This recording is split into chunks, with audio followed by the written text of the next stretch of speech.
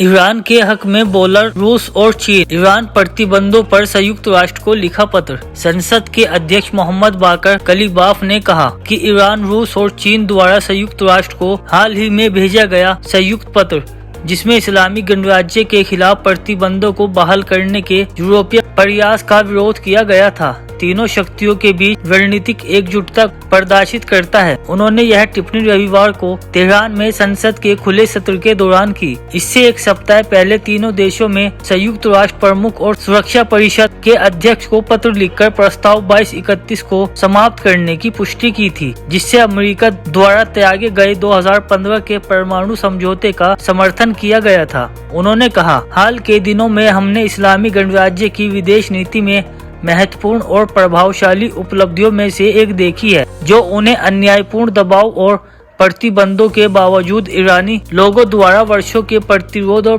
प्रगति का परिणाम है। ईरानी, रूसी और चीनी विदेश मंत्रालयों द्वारा हस्ताक्षरित यह पत्र तीनों महाशक्तियों के बीच रणनीतिक एकजुटता का प्रतीक है, जिन्होंने स्पष्ट रूप से घोषित किया है कि तथाकथित स्नैपबैक तंत्र को सक्रिय करने के 3 यूरोपीय देशों के प्रयास मूल रूप से कानूनी वैधता से रहित है। अपने पत्र में ईरान, रूस और चीन ने पुष्टि की कि 18 अक्टूबर को प्रस्ताव 2231 समाप्त हो जाएगा और इस प्रकार ईरानी परमाणु मुद्दे पर सुरक्षा परिषद का विचार विमर्श समाप्त हो जाएगा। सहयोगियों ने ब्रिटेन, जर्मनी और फ्रांस, इन्हें सामूहिक रूप से E3 के रूप में जाना जाता है, के उस प्रयास को कानूनी और प्रक्रियात्मक रूप से दृष्टिपूर्ण बताया, जिसका उद्देश्य ईरान के खिलाफ संयुक्त राष्ट्र सुरक्षा परिषद के सभी प्रतिबंधों को बहाल करना था, जिन्हें अमेरिका द्वारा 2015 में रद्द किया गया परमाणु समझौतों के तहत पहले ही हटा लिया गया था। 28 अगस्त को E3 ने 30 दिवसीय स्नैपबैक प्रक्रिया लागू की।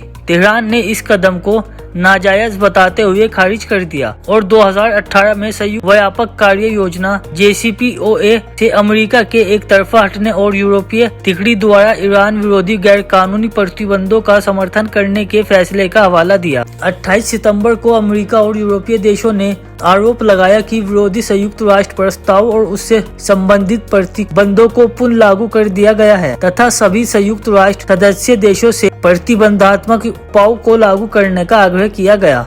कलीबाफ ने कहा कि संकल्प 2231 के पैराग्राफ 8 के आधार पर दस्तावेजों के सभी प्रतिबंध और प्रावधान समाप्त हो गए। इसलिए उन्होंने कहा कि ईरान के परमाणु मामले को सुरक्षा परिषद के एजेंडे से हटा दिया गया और राष्ट्र के संवर्धन के अधिकार को औपचारिक रूप से मान्यता दे दी गई है। शीर्ष विधायक ने शनिवार को चीन, ईरान और रूस के प्रतिनिधियों द्वारा अंतर्राष्ट्रीय परमाणु ऊर्जा एजेंसी IAEA के महानिदेशक राफेल मरियानो ग्रासी को भेजे गए एक अलग पत्र का भी उल्लेख किया। स्नैपबैक सक्रिय की अवैधता पर जोर देते हुए तीनों सहयोगियों ने अपने पत्र में कहा कि प्रस्ताव 2231 की समाप्ति के साथ ईरान की परमाणु गतिविधियों के सत्यापन और निगरानी पर रिपोर्ट करने का IAEA प्रमुख का जनादेश समाप्त हो गया है। कलीबाफ ने कहा कि IAEA अब बोर्ड ऑफ गवर्नर्स ने दिसंबर 2015 के निर्णय का पालन करने के लिए बाध्य है, जिसमें पश्चिमी देशों की एक तरफा व्याख्याओं का अनुसरण करने के बजाय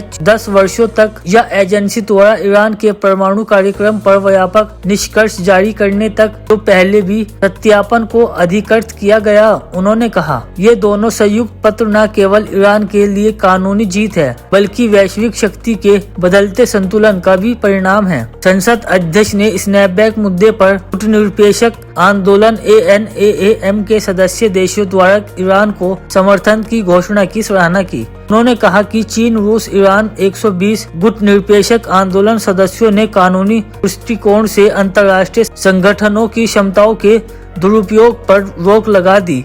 वे संयुक्त राज्य अमेरिका द्वारा और कुछ यूरोपीय देशों द्वारा शेष विश्व अवैध रूप से थोपी जा रही इच्छा शक्ति दबाव के खिलाफ खड़े हुए हैं। एक ऐसा कृत्य जो निसंदेह ईरान के खिलाफ प्रतिबंधों के प्रभाव को कम करने में भूमिका निभाएगा।